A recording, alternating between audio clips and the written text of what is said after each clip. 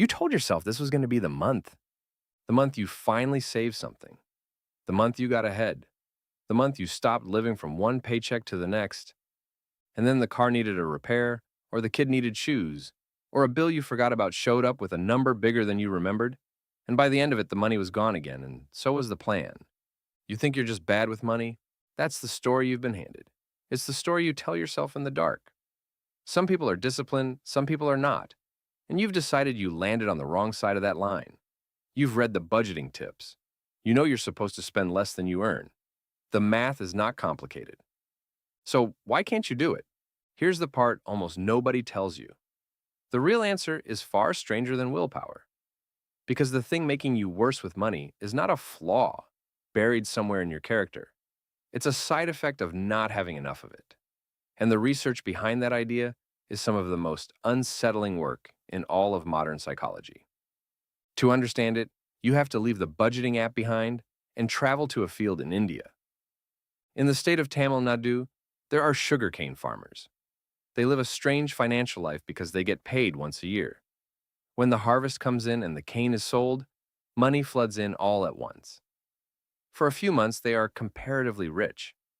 Then slowly, the money drains away. By the time the next harvest approaches, they are scraping the bottom, poor, stretched, borrowing against the crop that hasn't come in yet.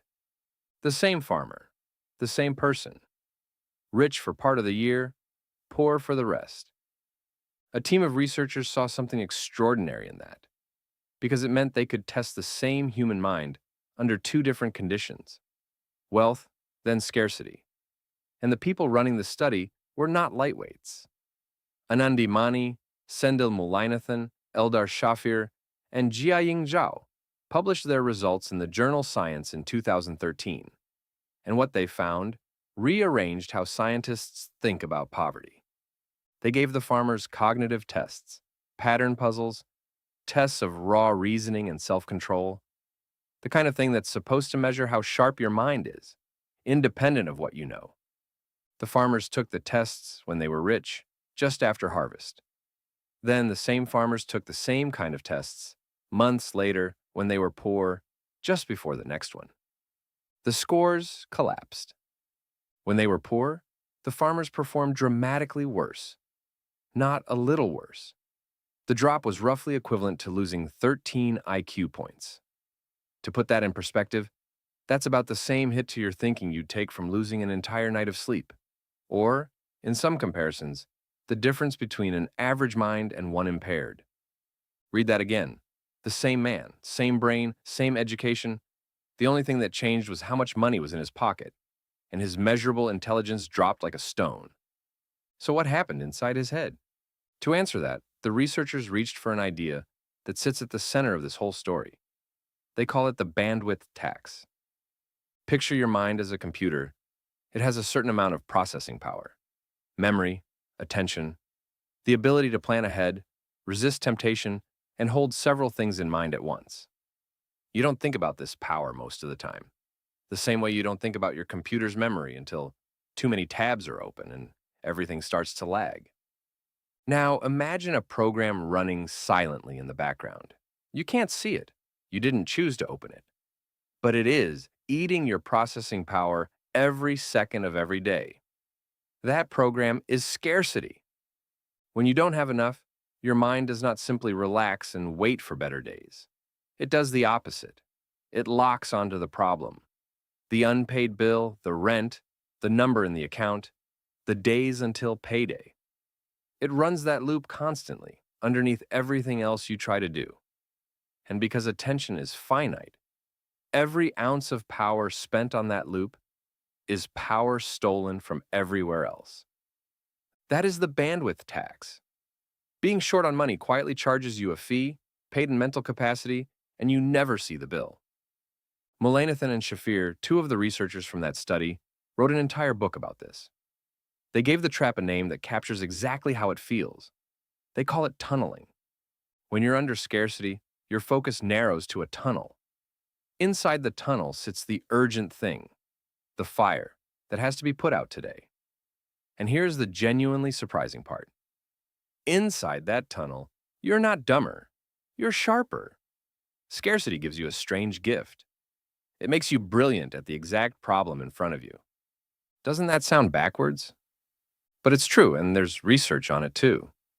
Another study from the same group of scientists, led by Anuj Shah, along with Shafir and Mullainathan, had people play games under conditions of plenty or scarcity.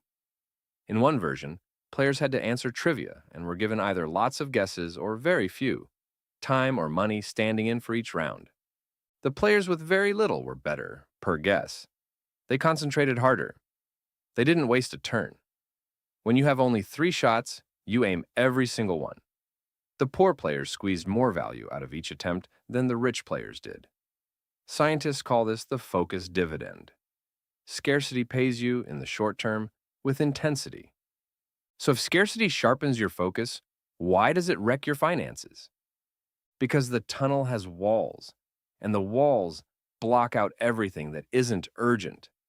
Saving for next year is not urgent. It is important. But importance lives outside the tunnel. The slow, boring, future-facing decisions that actually build wealth, the retirement account, the emergency fund, the careful comparison of 2 prices, all of it sits in your blind spot while you fight today's fire. You are not ignoring the future because you're lazy. You are ignoring it because scarcity has narrowed your vision until the future literally isn't in the frame. And there's a second cost, hiding in that same trivia game. When the players who were short on guesses ran low, they did something that felt smart in the moment. They borrowed. They took guesses from future rounds to win the round in front of them. And it worked, briefly. But it dug a hole. Every borrowed turn made the next round harder, which made them borrow again, which made the round after that harder still. Does that sound like anything in your life? That is the payday loan. That is the credit card swipe to cover the thing due today. That is robbing next month to survive this one. Inside the tunnel, it doesn't feel reckless. It feels like the only move available. You're solving the urgent problem with the only resource you have left, which is the future.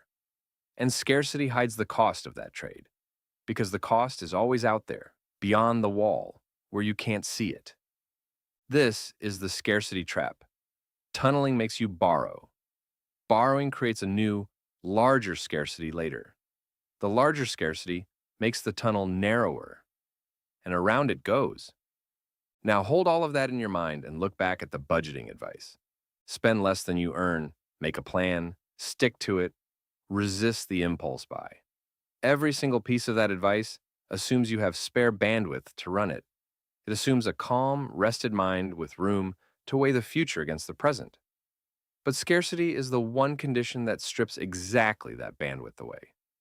So the advice is being handed to the one person least equipped to use it, at the exact moment they can't. It's like telling someone they'd swim better if they'd just stopped drowning. There's an experiment that makes this almost unbearable to sit with. The same researchers set it up in a New Jersey shopping mall. They stopped ordinary shoppers and asked them to imagine a problem. Your car needs a repair. Then they gave the shoppers cognitive tests. For half the people, the imaginary repair was cheap, $150. For the other half, it was expensive, $1,500. Then, they split the results by income. When the repair was cheap, everyone scored the same. Rich shoppers, poor shoppers, no difference.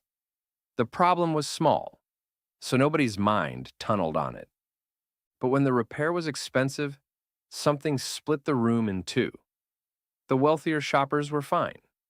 $1,500 was an annoyance, not a threat, so their minds stayed clear. The lower income shoppers, though, dropped sharply.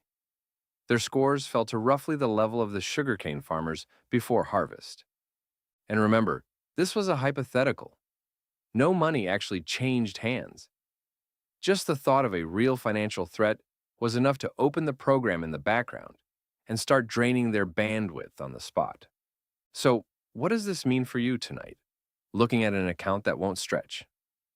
It means the voice that says you're just bad with money has the story backwards. You are not bad with money because of who you are.